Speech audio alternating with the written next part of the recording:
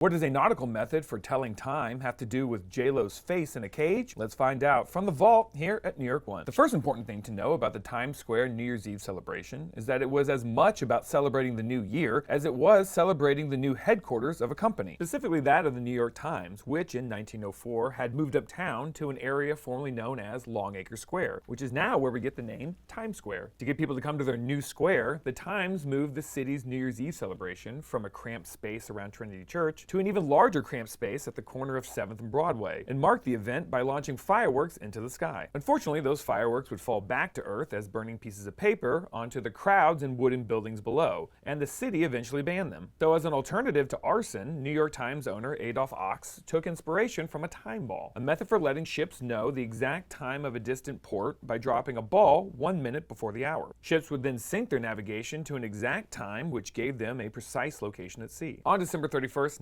1907, the first Times Square ball dropped, and New York has rung in the new year the same way ever since, with the exception of 1942 and 43, when the city turned off its lights to prevent German submarines from targeting ships docked along the Hudson. The ball has since taken on several shapes over the years, starting from its 125 bulb beginnings to its latest ball of 5,284 Waterford crystals, continuing a grand New York tradition of going from practical to super expensive. But it's an upgrade no one seems to mind, as New Yorkers get another reason to celebrate their city, and tourists get a reason to nearly freeze to death while wearing a diaper. Not to mention countless celebrity performances from the Good to the Jennifer Lopez. So no matter how you sing in the new year, whether in your home or at the former home of a newspaper, you can relax knowing that what's being dropped over New York is a beautiful ball and no longer a beautiful ball of fire.